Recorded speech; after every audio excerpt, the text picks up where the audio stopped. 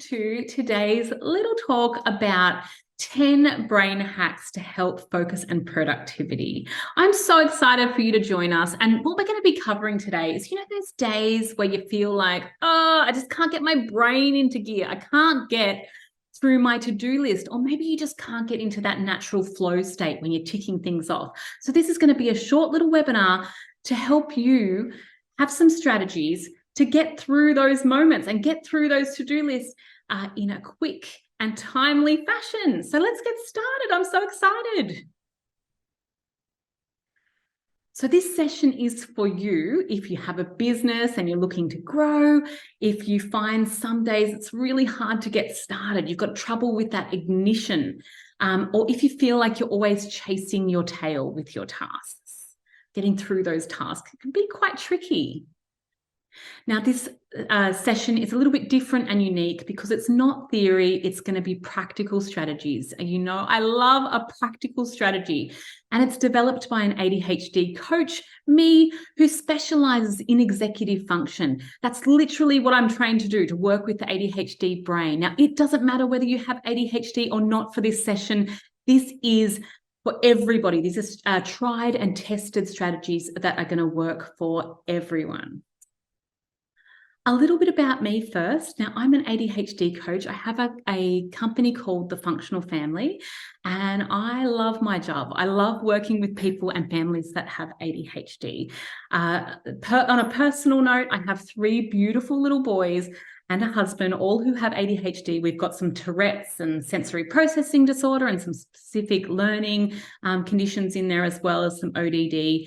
And our home life was really, really challenging. And back in the days when my first son was diagnosed, I found that there was a real gap in the amount of support that we were providing for the whole family. There was things on how to help the child specifically, but nothing on how to help the whole family run. And I just didn't feel like I had the tools to give my kids what they needed because it was pretty chaotic in our home life. And I'd heard from my husband growing up, misunderstood with ADHD, what a terrible time he had. And how he talked about growing up with ADHD, he was excluded socially, he had to fight his way through school, he was told he was going to amount to nothing, and eventually asked to leave the school in year 10.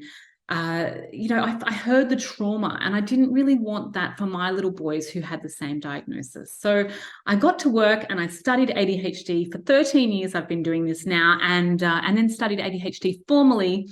And now I have the best job. I get to help families and adults with ADHD live up to their true potential and learn how to work with their incredible brains. And how that's going to benefit you today is that I literally specialize in procrastination, time blindness, being able to get that ignition working in your brain, and also that momentum to be able to keep going in tasks.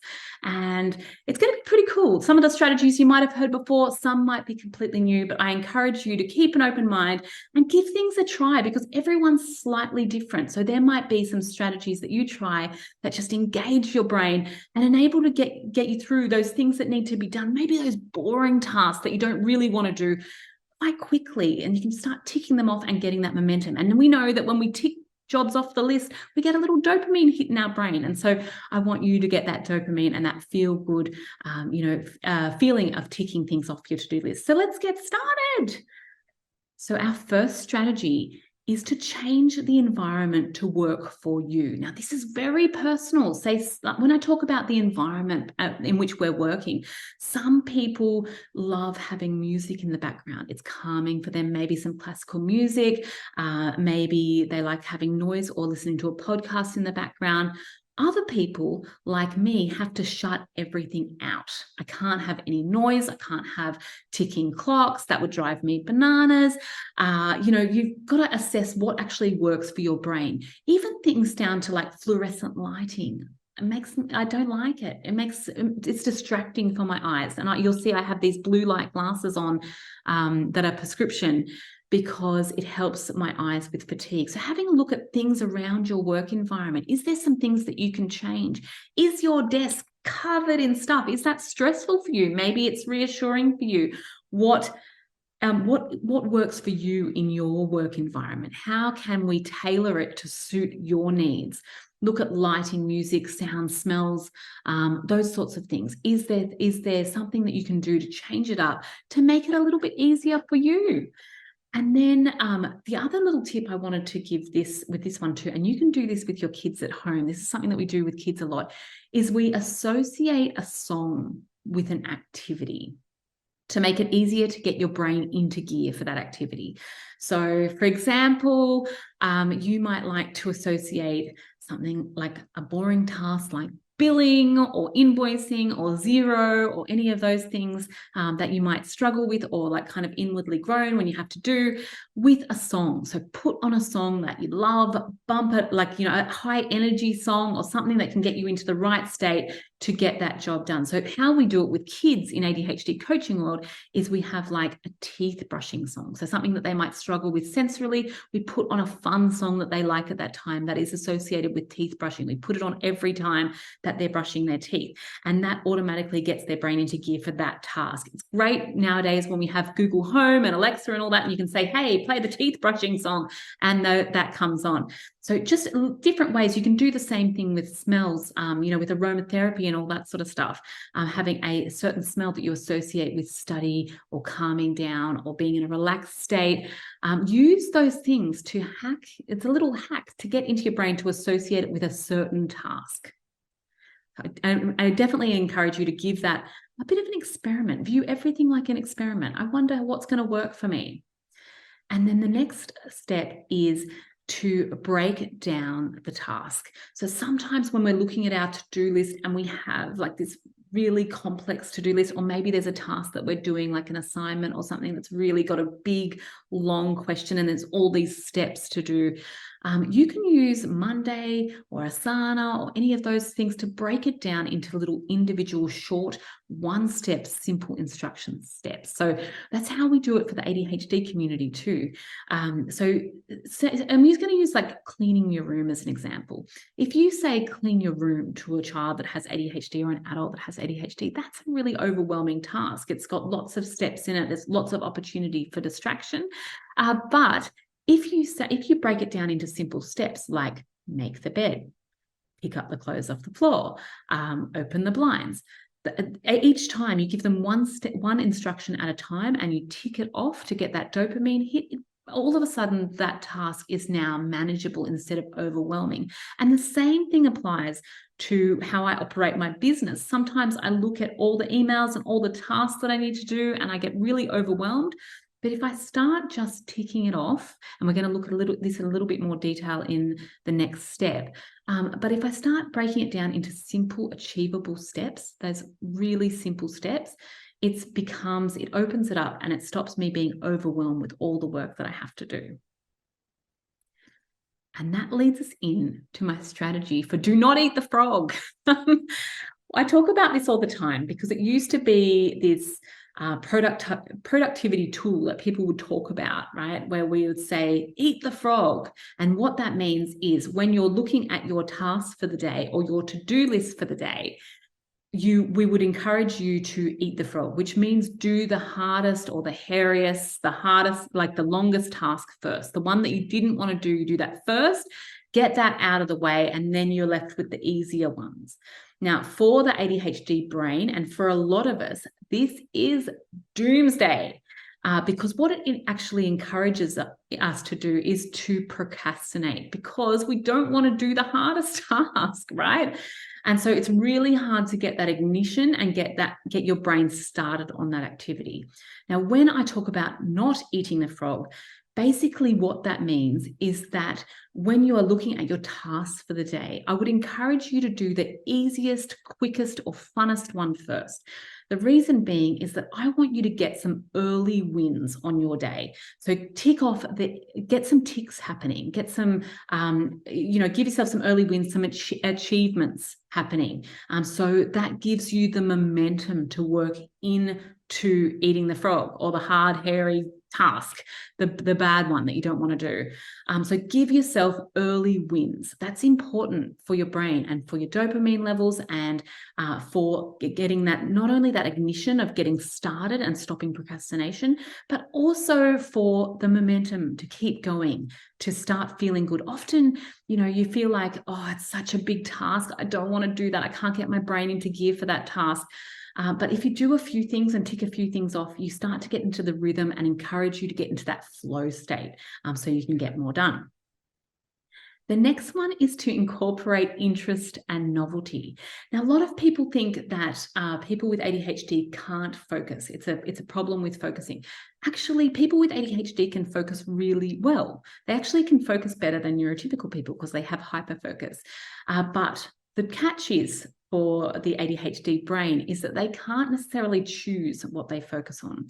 So the ADHD brain loves interest and novelty. So anything that they're interested in and things that have a bit of novelty value. And we can use this in our day-to-day life to help our brains as well, because most brains will enjoy interest and novelty. Maybe not to the same extent as someone with ADHD can't control it, but we can use that lesson that we learn from people with ADHD to help us engage our brain in those tasks too. So, for example, how do we incorporate interest and novelty into a task that we perhaps find boring and mundane? Things like, you can add some music on. Perhaps you can take that task to a cafe or somewhere where you don't usually work outside. Perhaps you can incorporate some sort of fun game element, like try and beat yourself against the clock. I have all these little timers around here. This is such an ADHD coach thing to say, but I have these little timers that you can buy online that count down. I've got also the visual representation of time with these ones from Amazon. Great to see a visual representation of time. And for people with ADHD, that's really important because they have a thing called time blindness. So just think about ways that you can incorporate a little bit of interest, something different. Or maybe you can, we do this for kids a lot of the time with assignments for school. If we know that they're interested in dirt bikes, for example, ask the school if you can incorporate something about dirt bikes into that task or assignment, because it helps engage their brain. And we can do the same thing as adults in our business, whether it's, incorporating something that we like at that time. Maybe it's about, putting on our favorite song. Maybe it's about enjoying, our favorite piece of cake while we're doing that task. And that's something that's reserved for that special time. So think about different ways of incorporating interest and novelty into those boring tasks. The next one is, strategy 5 is to check the time of day. Now, we're all different. Some people are morning people, some people are evening people, night owls, and everyone has a different time of day that they work to their peak level. And for example, afternoons, not my thing. And if I try and do some of the tasks or the harder tasks in the afternoon, I will be pushing a big boulder uphill with those tasks. But if I try and do it in the morning when I'm fresh, I can get things done a lot quicker because my brain isn't so fatigued.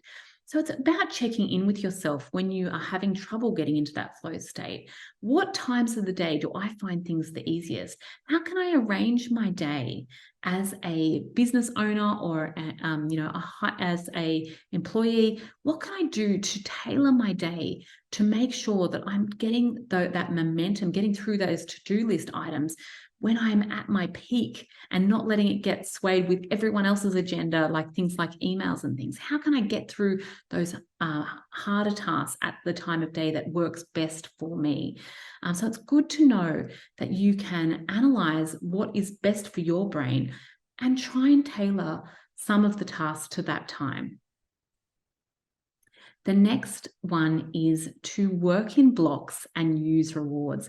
Now, when we talk about working in blocks, everyone has a time limit that they can work to without getting distracted. Now, usually for people with ADHD, it's about 10 to 15 minutes for an adult. And so we use those timers to say, okay, let's try and go all in on this task for 15 minutes, and then I'm going to give myself a movement break. I'm going to get up, I'm going to grab a drink of water, I'm going to stretch, I'm going to do whatever I need to do. And it's the same for us. It's a great strategy that I use all the time. Is I go, I'm going to do 20 minutes of uninterrupted things on my social media. I'm going to pump this out for 20 minutes, and then I'm going to give myself a little break and go and have a cup of tea. You can also use rewards in this instance too. Like, there's nothing like having a pack of Maltesers on the desk over there, and every time you do a task that, you know, you finish that block, you can use reward and go and get one of those. The brain is an incredible thing, right? And inside, I think we are all you know, still our inner child still craves those rewards. So use that to your advantage. If you like getting up and going for a walk, stretch, maybe it's some sort of treat. Maybe you're working towards, you know, like purchasing something that you want. You know, give yourself those rewards and work in blocks that suit you. You know, if your brain is only capable of doing that 15 minutes of block work time, then honor that and just do 15 minutes. You will get more done by working in shorter blocks. Perhaps it's 40 minutes for you, and that's okay. That's something you can experiment with. But knowing what your block is before you start to get distracted and fatigued, your time block, is a really great way of getting the most done in that time frame. Now, the next strategy is quite a cool little strategy that I use sometimes. It's to use a countdown. Now, this sounds quite childish, this strategy, but for some reason it just works. So when I'm terrible with numbers, for an example. I hate doing anything accounts. I don't like it. It's not where my brain, I'm not good at it. It's not my zone of genius, right? And I don't beat myself up about that, because I know that I'm good at lots of other stuff. So I lean into the stuff that I'm good at and try and outsource as much as I can about the stuff that I'm not interested in, because you know, interest and engagement equals zone of genius, right? So don't waste time on the stuff that doesn't interest you if you can. But of course, there's still stuff that we have to do that doesn't light us up. And for those instances, I find when I'm having trouble with that ignition and getting the brain started, I like to use a countdown. So it might be something that I don't want to do. I'm going to use like a domestic example here, like putting the doona cover on. I hate that job. Why haven't they worked out a better system for that? So putting the doona cover on a king size bed, hate it. Hate that job. I'll stall with that one. But sometimes using a countdown can help me get my brain engaged and get me started without overthinking it too much on that job. And all a countdown is like a you know, rocket taking off. It's yelling out 5, 4, 3, 2, 1. If you yell it out, somehow it just commits to doing the task, and you don't overthink it. When you get to the one, you just launch into the task. And sometimes that could be enough to get you started and get you doing that task that you don't really want to do. And, you know, when you're in office and you start yelling out 5, 4, 3, 2, 1, people are going to be watching, and you better start getting that task done. Otherwise, you're just going to look like you're doing all these failure to launch things. So it's good to just give it a try. It's a bit funny. And then the next one is to just try it for a certain amount of time. So this is a strategy we use for people with ADHD that are struggling to get that ignition going and get that, and to overcome procrastination. So say if you're doing a task, you're doing an assignment and you really don't want to do it, or perhaps you've got to take a walk around the block and you really couldn't be bothered today, and you know you need to get it done. So one of the strategies we use is to take the pressure off. Pressure causes, when we put all this pressure and judgment on ourselves, it actually causes this paralysis. You just get stuck in that state. So a great way to take the pressure off doing the task so your brain can engage is to say, I'm just going to try it for 5 minutes, 5 or 10 minutes, whatever works for you. So you can say, I'm going to try it for 5 minutes. And I'm going to see how I feel after that 5 minutes. And if I want to continue in the task, I can do it. And if I don't want to continue on the task, I can stop. And that's okay. I'm just going to give myself permission to give it a go. And sometimes just that taking the pressure off helps us with that ignition of getting started on the task. And once we're in it, once we're swimming in there doing the task, it's okay. It was actually the hurdle is getting started. And sometimes we can just gain momentum just by overcoming some of that pressure that we put on ourselves. Why can't I get that done? All those judgment says like, oh gosh, you're so hopeless with this. Just take the pressure off, give it a try, see how you feel after that agreed time frame, and perhaps whether you feel like continuing on.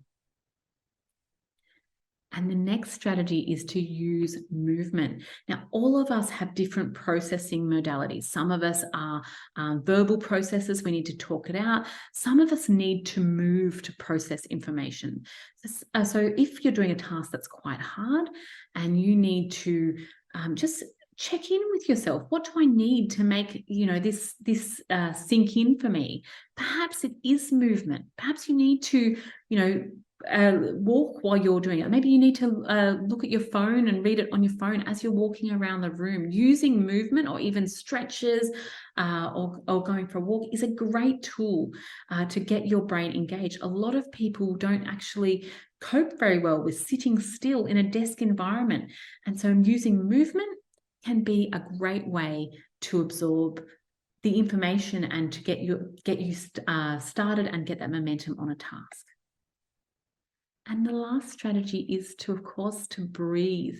A lot of our shallow breathing that we do, as we get stressed, we do this shallow breathing. And sometimes just pausing for a minute, I know it feels like we're busy and we're bringing that rushing energy to the task. Sometimes just slowing it down, having a breath can actually slow things down, and we can actually absorb information better and process information better. So one of the breathing strategies that I like to do with my clients when we're doing ADHD coaching is box breathing. And so basically and you can vary the time based on what your lung capacity is, but you breathe in for 3, you hold for 3, and you're visualizing a box here. You breathe out for 3, and then you hold for 3. You keep going, just drawing that little box in your mind. And it's a great way to reset, that rushing energy that we can sometimes bring to tasks and to our day and to our family, to our colleagues. And sometimes it's not that productive. Now, I've got a little bonus for you as well. I've got a little chart that I've created for you because I've learned through working with families that it's often not the little problems that come up every day, those little points of friction. It's often those little problems that really grind you down and cause fatigue and exhaustion and cause a lot of struggles for a lot of people. So I call those little points of friction predictable problems. Now, when we talk about big problems, the ones that are, big meltdowns, big dramas, big life events that cause us a lot of stress, those, sometimes you can't avoid those. And we tend to deal with the acute stress of those big problems quite well and recover from them quite well. But it's those little everyday chronic ones that come up every day that perhaps we don't dedicate too much thought to, that really end up wearing us down over time. So I'd love to encourage you to start addressing those predictable problems. I'm going to give you some examples of those. I'll use a family setting for this one. So perhaps a predictable problem is something that kind of happens every day or really regularly, and you can anticipate that it's a problem for you or your family or your team, and it might just be not big enough to address, but little enough to cause you a little bit of annoyance every time or a little bit of stress in your body. And when you have lots of those that happen over the day, it can really suck the life out of us and suck the joy out of us. So I'm going to use an example here for my 3 boys that have ADHD. They used to get in the car from school and I'd be so excited. I'd be like, "Hi guys, how's your day? What's going on?" And like pepper them with questions, right? And it felt like when they got in the car every day that they were just stinging for an argument. Doesn't matter how I approached it, what I said. They were looking for a fight as soon as they got into the car after school. And so it was happening every day. So that there is a predictable problem. So I've got a little chart to help you work through strategies of how you can address predictable problems. And the idea here, the reason that I'm talking about this little bonus for you is because it's a time suck, right? And it exhausts our brain. So if we can change from viewing predictable problems as like an energy drain and something you just have to deal with, to being curious about them and seeing if we can make those parts of the day, those little annoyance parts of the day, a little bit easier for you and problem solve those, you can get back lots of time and energy to dedicate to things that you want to do or you want to work on. So I've got a little chart for you to work through it. So using the getting in the car example after school. So first off, in the chart here, you'll see that I have analyzing what the problem is. So I always want to work collaboratively with my team and with my family as well. So I want people to have buy-in on that solution. So I don't want to problem solve for them. So I would say to the boys in this instance, you know, guys, I can see, and I do this when they're calm, not when they're in the middle of a meltdown or anything. Guys, I can see that you're really struggling with, you know, when you get in the car, and I noticed that we've had a lot of trouble. You know, you guys are really angry when you get in the car. Can you tell me a little bit about what's going on for you at that time? And so they would have a chat to me about it. They were saying things like, I don't know, I'm just really angry. I'm tired. I don't want to talk when I get in the car. And we looked at that problem and we analyzed that predictable problem, listening to them, validating their feelings, talking about how I understand what's going on for them and repeating it back to them, what they're talking about. And then I asked them to collaborate with me to problem solve for that time. So I said, I can see you guys struggling. I'd love to know a little bit about how we can make this time easier for you. And I asked them to brainstorm solutions. What can we do? What do you think? And we're just viewing it as an experiment. We're just going to try these things. We're not emotionally attached to any of these solutions. They're just throwing out ideas. And so I've got a little on the chart here, some spots where you can collaborate with your team, even with yourself, possible solutions to predictable problems. And they came up with a strategy that perhaps they were just really hungry because they don't really eat very much at lunch because they're so busy playing and things. And they just were really hungry and they were impatient about getting home because they needed to eat something. And so the solution that they came up with together was that I would have food ready for them in the car. And we wouldn't talk to each other. We wouldn't ask how your day is or anything until everyone's eaten something.